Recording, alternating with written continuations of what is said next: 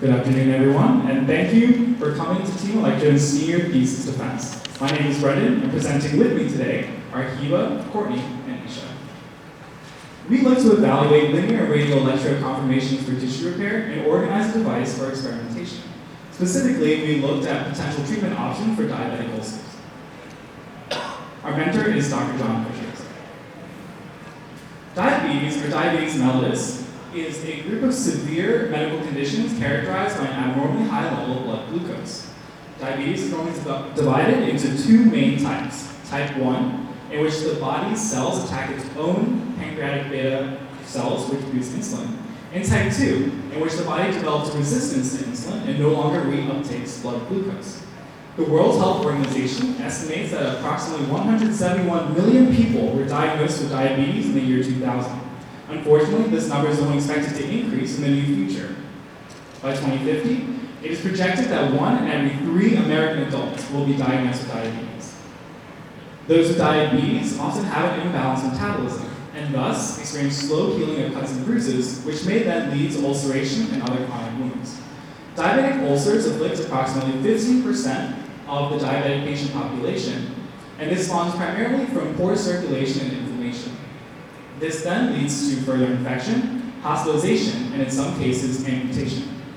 Current treatment costs are very high and range from $8,000 to $45,000.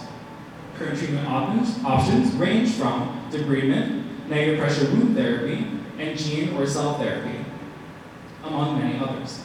Unfortunately, these treatment options are not always very effective and still may necessitate invasive procedures like amputation and require long recovery periods after that as well. The body's wound healing process is normally divided into 4 main phases: hemostasis, inflammation, proliferation, and remodeling. In the third stage of proliferation, 4 to 14 days post-injury, important angiogenic growth factors are summoned to the wound site in order to prime angiogenesis or the creation of new blood vessels. Specifically, we will be looking at VEGF, vascular endothelial growth factor, and BFGF, basic fibroblascular growth factor, in our experiment. Chronic wounds come from many different sources. However, they all come back to 2 main problems: and a prolonged inflammatory period due to neuropathy or damage to the peripheral nervous system, and endothelial cell dysfunction, both of which inhibit proper vasodilation, cell proliferation, and migration. As we can see from the figure on the right, VEGF and BFGF are being summoned to the injury in order to prime angiogenesis. In addition, we can see endothelial cell migration being summoned to the wound site due to an electrical stimulus, as we will now discuss in the next slide.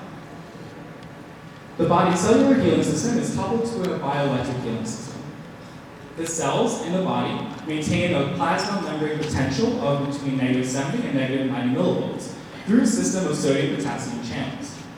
As you can see in the diagram on the left, the transepithelial potential exists in the entire epithelial layer in a healthy individual. However, in the case of an injury, such as a lesion or an ulcer, this transepithelial potential breaks down, and a new lateral field begins to flow toward the wound site. If we were to picture an ulcer or a wound, which is typically round, you can see that the lateral electric field will be flowing from all different edges of the wound toward the center, essentially creating a radial-like field. External electrical stimulus can then help the body's endogenous electrical field and then help to prime further cell migration, proliferation, and expression and production of important growth factors.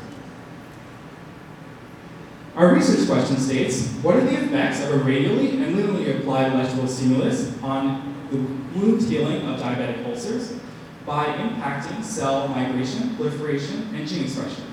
Specifically, we looked at an in vitro rat endothelial cell model because it would very easily translate into in vivo studies later, and endothelial cells are primary cells involved in wound healing.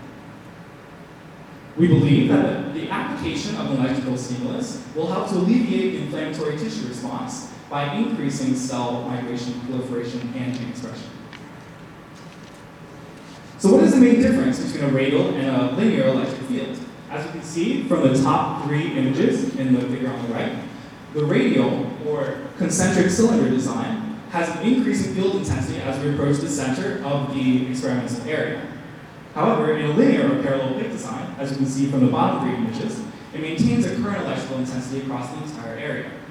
It is important to note that the highest radial intensity that we see in 1 volt is approximately 200 millivolts per millimeter, while in linear, it's only about 80 millivolts per millimeter.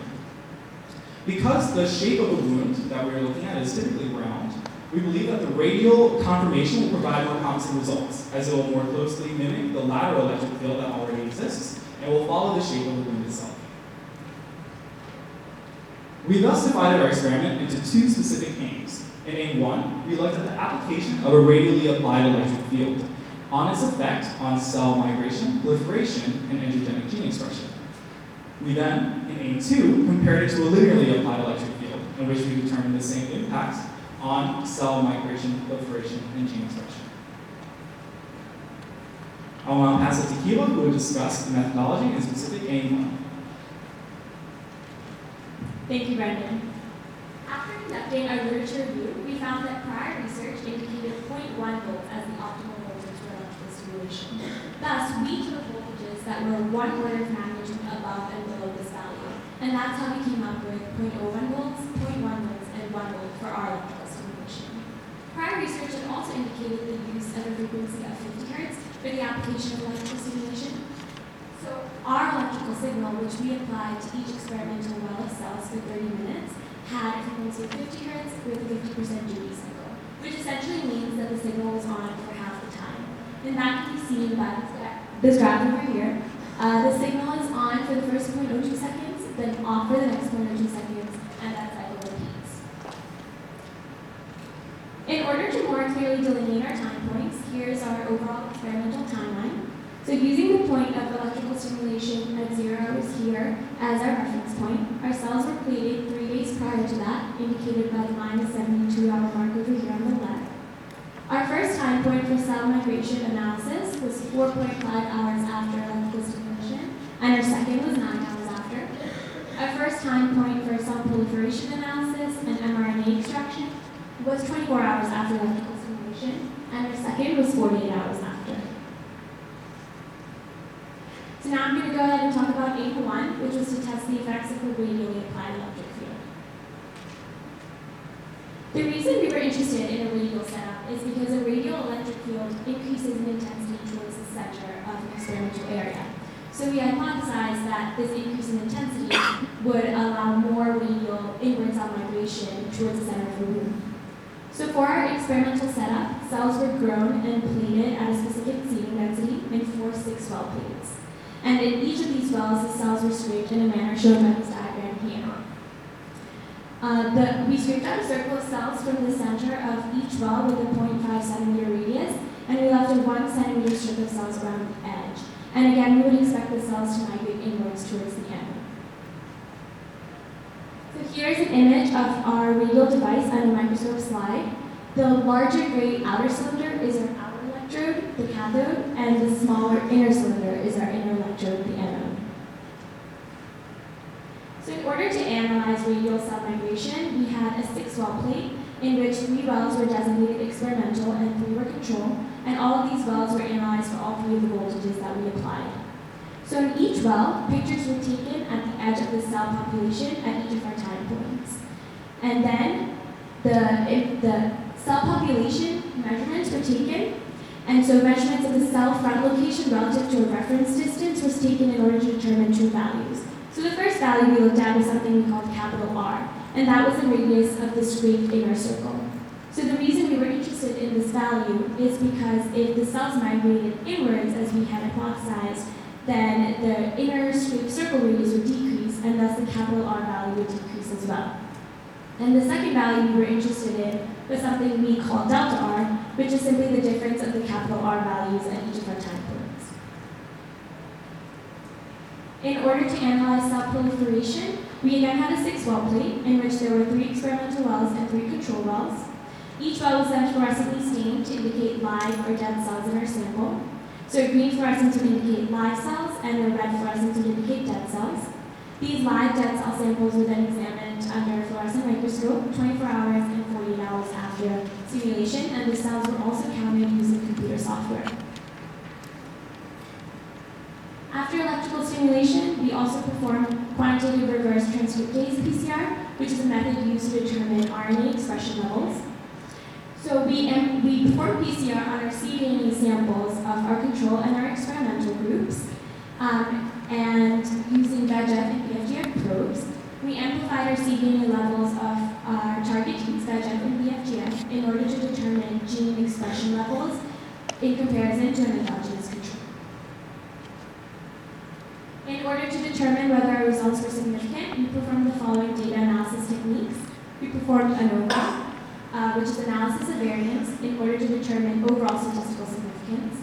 We also performed two-keys test, which is a multiple comparison procedure in order to determine two-way statistical significance between groups. And we compared our control versus our experimental groups and analyzed differences across all of our time points and across all of our voltages. Now I'm going to hand it over to Courtney, who's going to talk about our radial results as well as aim 2.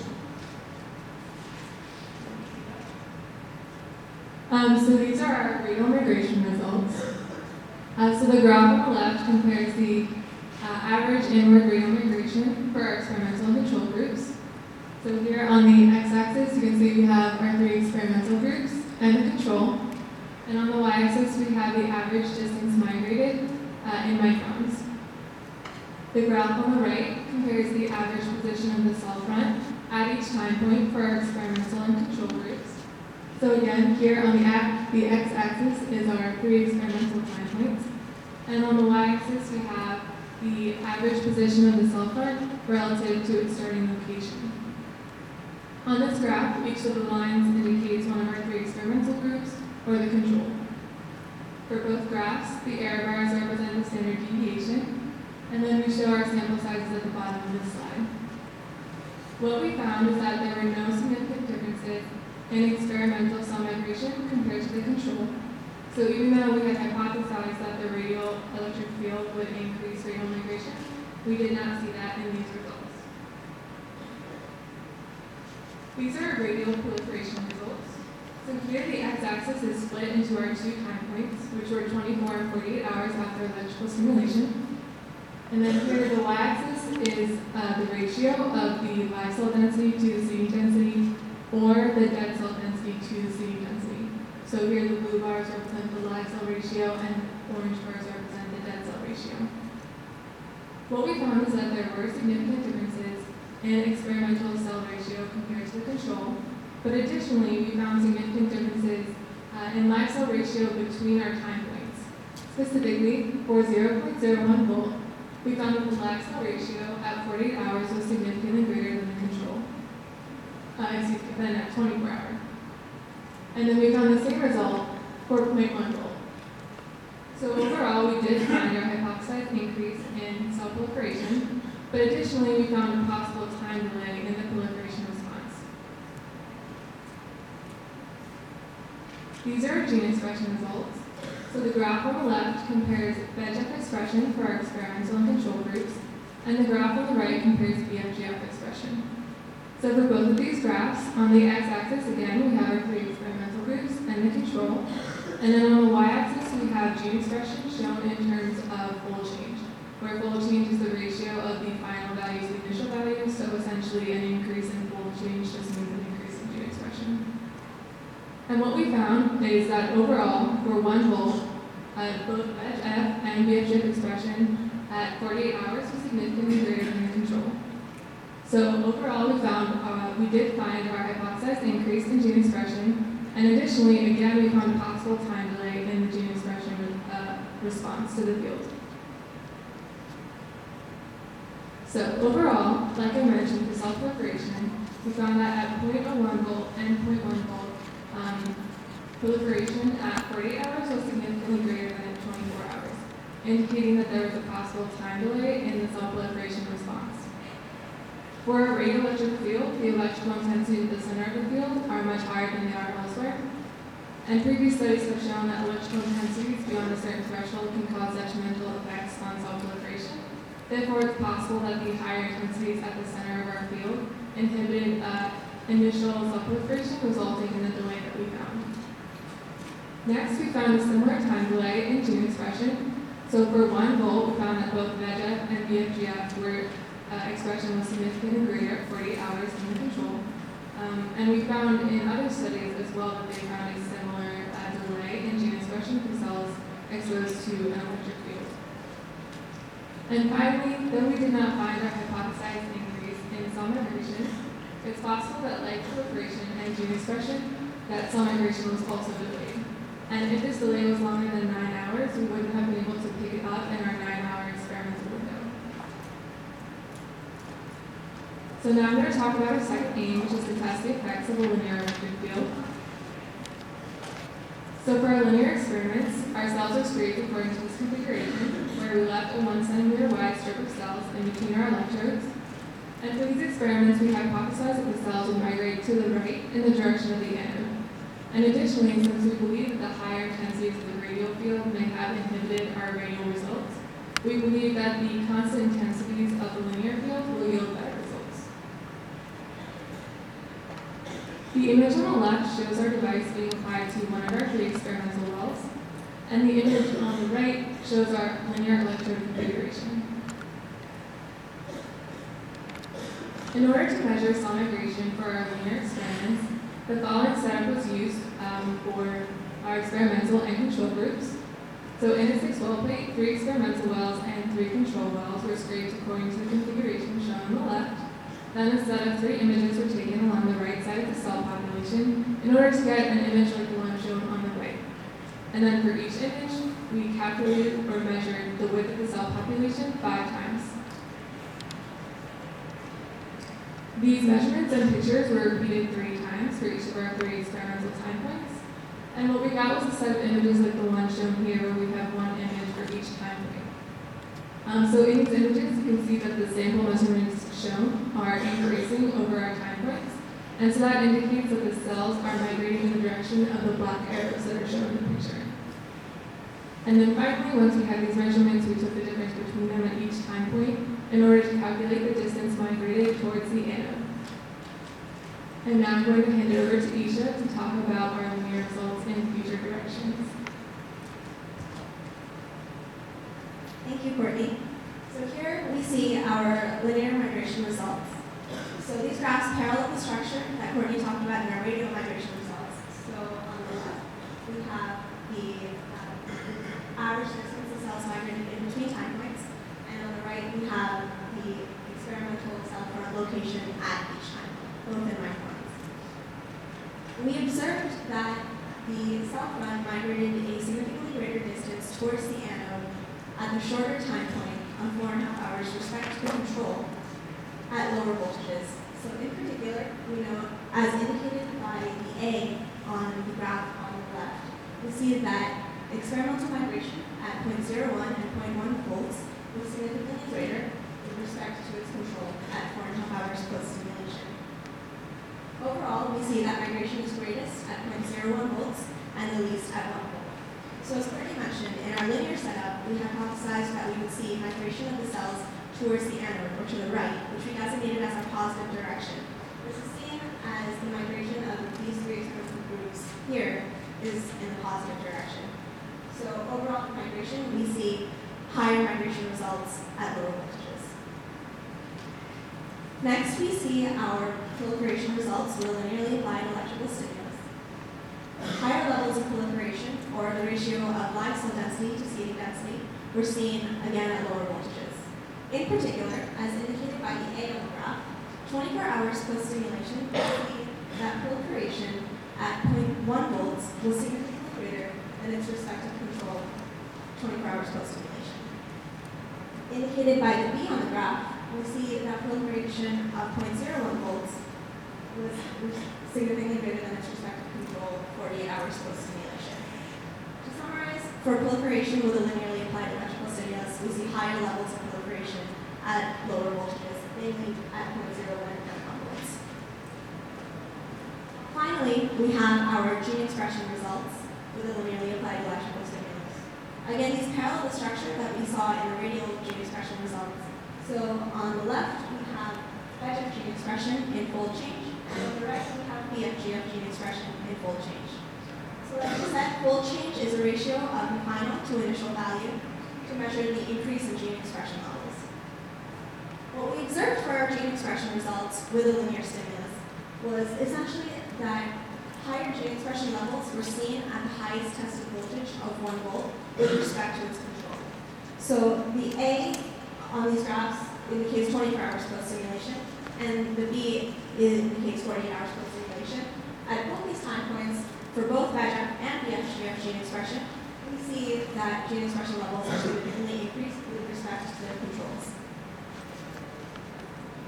Taking into account all our results, we know that the experimental cell front migrated a significantly greater distance towards the anode at the shorter time point of 4.5 hours post-stimulation at lower voltages, particularly 0.01 and 0.1 volts. Previous studies suggest that directional cell migration can be induced at electric field intensities of below 100 millivolts per millimeter, which correlates well to what we observed in our studies. Next, we see that proliferation was significantly increased at the lower voltages, while gene expression was significantly increased at the highest tested voltage of 1 volt. Previous studies also confirm this trade-off. They say that weaker electric fields can enhance the proliferation of cells, while stronger electric fields enhance the transcription of mRNA. Therefore, we were able to determine the most effective voltage for our linear setup, particularly 0.01 volts, which is associated with higher levels of cell migration, proliferation, and gene expression. One literature study conducted suggested that cell damage is actually possible at high electric field intensities.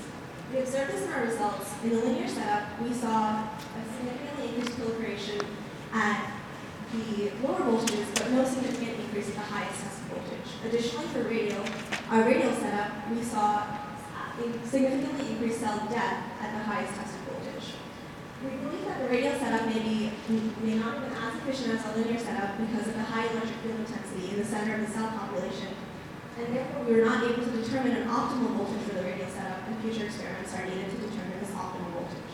Therefore, we conclude that a linearly applied electric field has a greater potential to treat diabetic ulcers when compared to a radial, in particular 0.01 volts, which is associated with higher levels of migration, proliferation, and gene expression.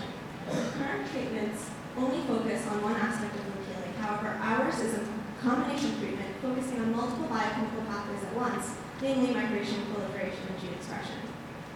We also observed that these three parameters significantly increase at different time points each, which may give the maximum effect.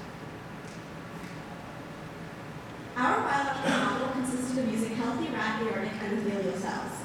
Future experiments can build up our own studies and study these same effects, but using a diabetic in vitro model as well as diabetic in vivo animal models. In vivo studies are especially necessary to ensure that these beneficial effects still occur in a living organism with a more complicated and orchestrated wound healing mechanism. Also, it is needed to ensure that the electric fields do not have any negative impacts on a living organism. After completion of the in vivo trials, the next step would be to progress onto clinical trials in patients. In order to do this, we would require a portable prototype of the device to deliver the electrical stimulus. So in our in vitro experiments, we use this function generator, as seen on the picture on the left, to deliver the electrical stimulus to the cells. However, function generator is very large, it's very bulky, and therefore impractical for implementation in a portable prototype. Thus, we propose, as seen in the picture on the right, we've implemented on a handheld breadboard a circuit which is capable of delivering the same electrical signal that we determined to be the most effective in our linear setup. So again, a portable prototype would be more efficient when transitioning from in vivo to clinical trials in patients. Finally, there are numerous people without which we could not have successfully completed this project. First and foremost, our mentor, Dr. Fisher. Thank you so much for his use of his lab space, resources, and time over the past 4 years. Our electrical engineering advisor, Dr. Dejane, graduate students, Kim Berlin, Bob Nguyen, Mark Wang, and teaching skills. Howard's Medical Institute for funding, our librarians, Mr. Jim and Ms. Nevenka, and finally, last but not least, of course, the Gemstone staff for their support, both old and new, Dr. Scandal, Dr. Wallace, Dr. Thomas, and Dr. Creek. Thank you so much for your time today. We hope you enjoyed our presentation. And now we would like to open up the floor for questions.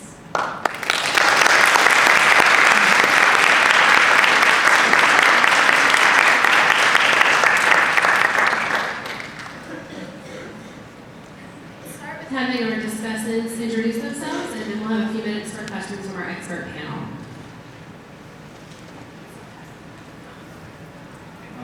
Jesse Booker, and I'm a postdoc in Dr. Fisher's group. Hi, I'm Candy from the ECD department, and today I'm filling in for Professor Mario Daphnis, who we very much like to come, but who can because of personal emergencies. I'm Richard Payne. I'm a professor in the Department of Biology. I'm John Fisher, a professor in biology. I'm Kim Berlin, a graduate student in machine engineering. I'm Amy Carlson, a professor in chemical and biomolecular engineering.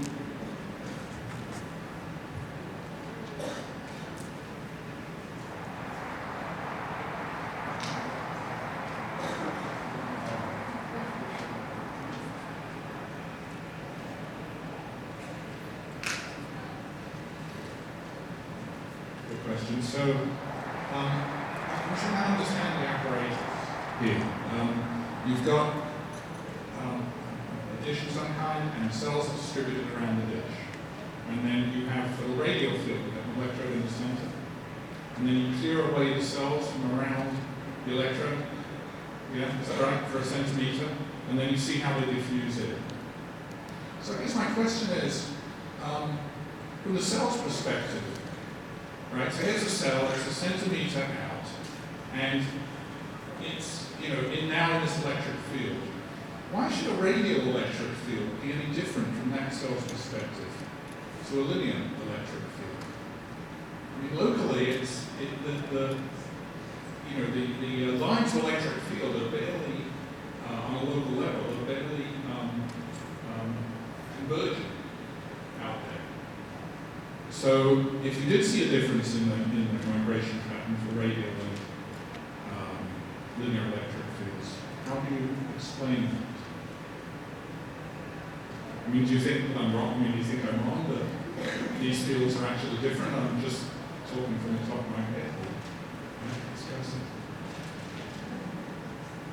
Or actually, did your results show that they weren't that much different? Or did your results actually show that there isn't much difference in migration?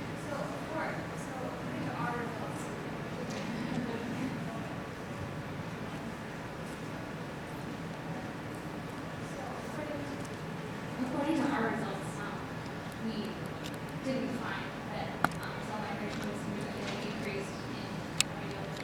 The reason why we thought it could be increased is because as you go farther towards the center of radioelectric field, the intensity increases. So we were wondering if basically the basis of our hypothesis was that this increased intensity may promote more migration on the cell front, which will really increase. So did the cells at the cell front get near the center? It did not, but that was the reason. Had they done that? They might.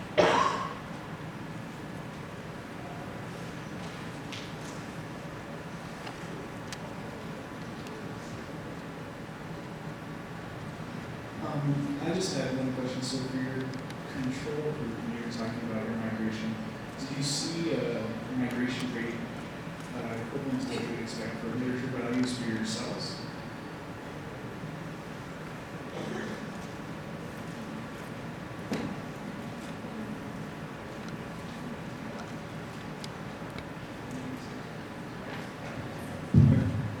So to rephrase the question, I was just wondering if for your control group, when you were measuring migration, did you see a similar migration rate to what you would expect based on literature values for your cell type, or did you see something different? Well, we really didn't do that in our study when we were comparing literature values for migration rate. So I don't think we could say.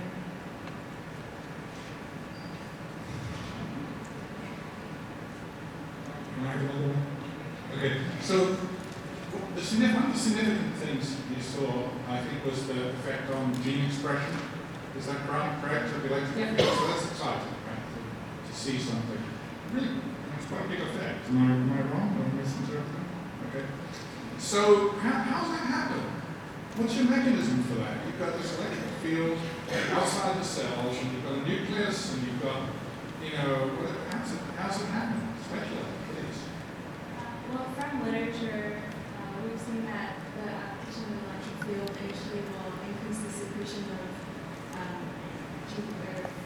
angiogenic growth factor proteins that are already existing in the cells, and then at a peak of between 24 and 48 hours, we see an increase in new mRNA being transcribed of these same angiogenic genes. The pathways,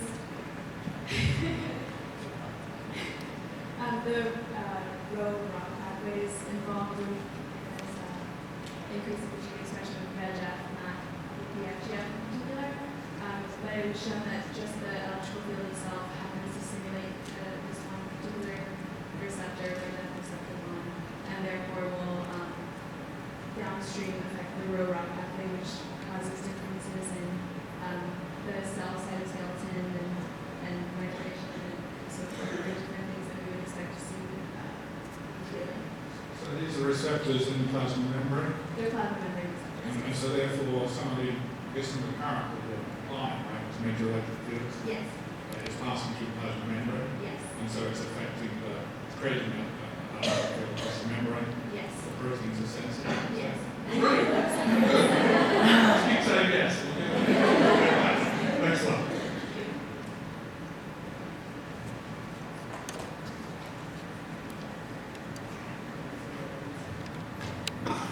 We would now like to open up the floor for questions from the audience.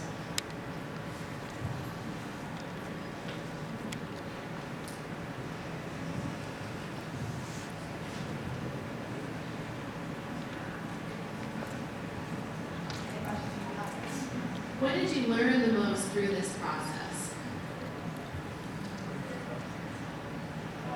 Well, of course, looking through, when we first started the project, I knew very little about the whole process in general. So